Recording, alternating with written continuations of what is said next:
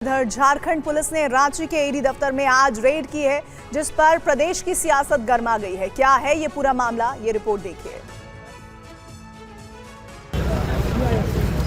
Ranchi airport थाने की police ने ED दफ्तर में छापामारी की।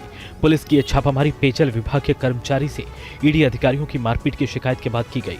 2 दिन पहले एक केस के सिलसिले में ईडी अधिकारी प्रतीक और शुभम ने पेयजल विभाग के संतोष कुमार से पूछताछ की थी। आरोप है कि पूछताछ के दौरान ईडी अधिकारियों ने संतोष कुमार की पिटाई कर दी, जिससे उनके सिर पर चोटें लगी। इसके बाद उन्होंने रांची एयरपोर्ट थाने में मामले की शिकायत की, जिसके बाद पुलिस ने ये कार्रवाई की। कहते हैं ना, power corrupts and absolute power corrupts absolutely. सत्ता का गुमान इस सरकार के सर पर इतना चढ़ गया है कि वो पार्लियामेंट के एक्ट के द्वारा बनी गई एक संवैधानिक संस्था पर वो रेड कर रही है। साहब, हास्यास्पद स्थिति उन्होंने पैदा कर दी है। अगर किसी अधिकारी से किसी मामले में पूछताछ करनी थी तो बीएनएस के तहत नोटिस देकर बुलाने का प्रावधान था। हाँ, लेकिन ये कहीं ना कहीं बदले की कार्रवाई दिख रही है, क्योंकि मुख्यमंत्री जी खुद ईडी के अभियुक्त हैं, जेल भी जा चुके हैं। इस सरकार के कई मंत्री, कई पूर्व मंत्री, कई विधायक ईडी के मनी लॉन्ड्रिंग केसेस में रडार में हैं।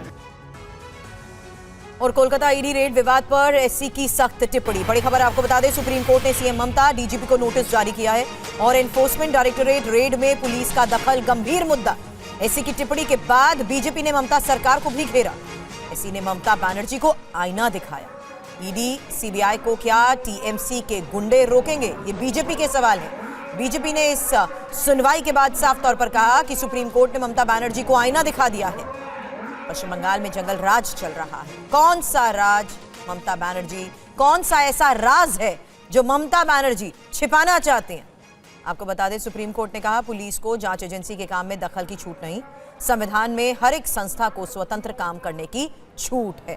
पीयूष पांडे इस वक्त हमारे साथ हैं। और पीयूष, एक स्ट्रॉन्ग स्टेटमेंट जहां यह भी साफ था कि किस तरीके से ईडी ने भी कुछ फैक्ट्स कोर्ट के सामने रखे, जिसमें उन्होंने कहा कि किस तरीके से दखल दी गई। बिल्कुल सुरभि, देखिए, इस मामले में ईडी ने जो पूरी घटनाक्रम था उसके बारे में सुप्रीम कोर्ट को जानकारी दी और इसी के बाद सुप्रीम कोर्ट ने अपने आदेश में ये साफ तौर पर लिखाया कि केंद्रीय एजेंसी को इस तरह से अकेला नहीं छोड़ा जा सकता ऐसी स्थितियों में, जबकि राज्य में अगर पुलिस और जो राजनीतिक दल है उसके बिल्कुल विपरीत हो जाए और ऐसे घटनाएं सामने आने लगे, तो ऐसी स्थिति में सुप्रीम कोर्ट ने हस्तक्षेप करना स्वीकार किया। और साथ ही सुप्रीम कोर्ट ने इस मामले में नोटिस जारी करते हुए जो एफआईआर दर्ज की गई थी ईडी के अधिकारियों के खिलाफ, उस पर रोक भी लगा दी है। उस पर जो आगे प्रोसीडिंग्स थी उस पर रोक लगा दी है। साथ ही सुप्रीम कोर्ट ने ममता सरकार को ये भी कहा है कि जो एविडेंसेस हैं, यानी कि सीसीटीवी, इसके अलावा जो डिवाइसेस थी और दस्तावेज थे, उन सभी को संरक्षित रखा जाए। और अब जब अगली सुनवाई होगी 3 फरवरी को, उसके पहले ममता सरकार को सुप्रीम कोर्ट के समक्ष जवाब भी देना है। जी सुरभि।